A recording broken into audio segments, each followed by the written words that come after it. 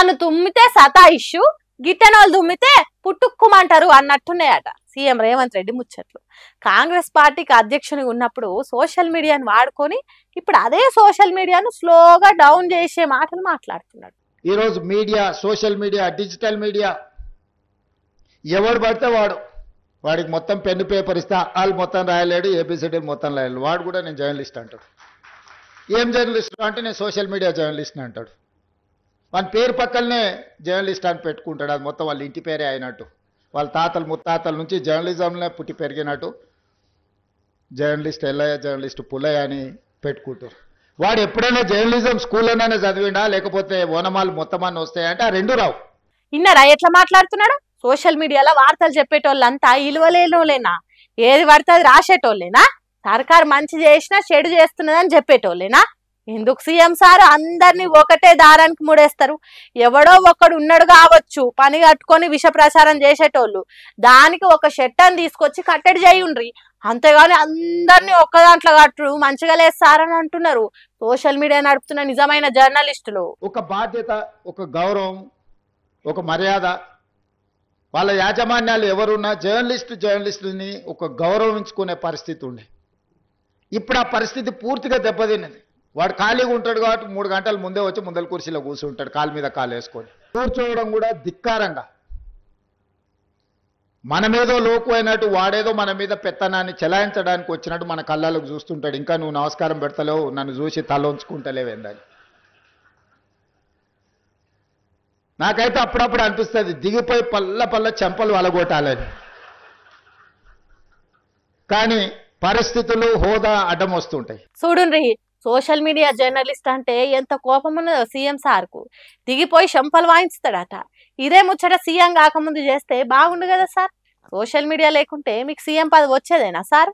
పని కాటుకొని వార్తలు రాసేటోళ్ళు కాకుండా చదివి పరామర్శ చేసేటోళ్ళు కూడా సోషల్ మీడియాలో ఉన్నారు సారు. వాళ్ళని కూడా గట్లనే అంటే ఎట్లా సారు?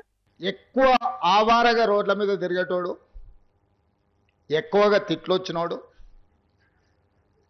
ఏదంటే అది మాట్లాడేటోడే ఈరోజు జర్నలిస్ట్ అనే ముసుగు తోడుకొని సోషల్ మీడియాలో అందరి పట్ల అసహ్యకరమైన భాషను ఉపయోగించే పరిస్థితులు వచ్చినాయి. జర్నలిస్ట్ లెవెల్ బూతులు మాట్లాడారు సారు.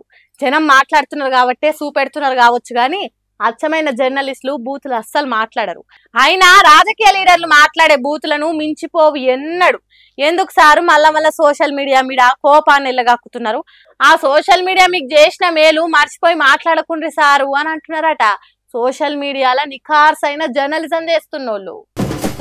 తాగినోడే కడతాడు తాళ్ళ పన్ను అన్నట్టు పైసలు ఉన్నోళ్ళు తాగుతారు, ఊగుతారు, ఎంజాయ్ చేస్తారు.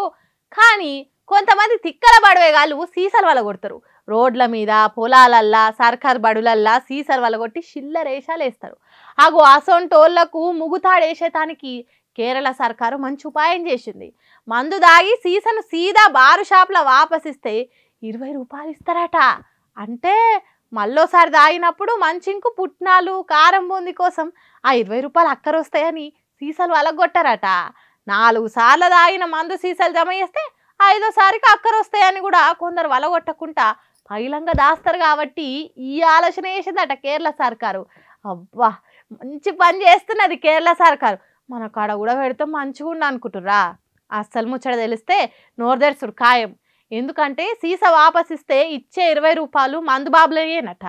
అంటే మందు తీసుకునే ముందు ఎగస్ట్రా 20 రూపాయలు డిపాజిట్ చేయాలన్నట తాగుబోతులు అన్నట్టు.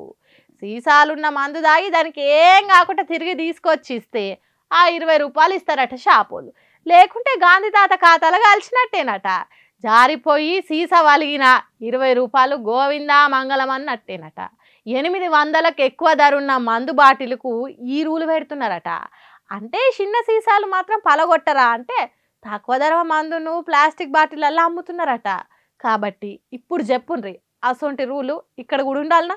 చాలా మంది ఉండాలి అన్న తాగుబోతులు మాత్రం వద్దనే అంటారు. ఎందుకంటే తాగిన తర్వాత బాటిల్ ఏమవుతుందో వాళ్ళకి తెలియదు కాబట్టి చూడాలి ఆ రూల్ మన కాడికి ఎప్పుడు వస్తుందో.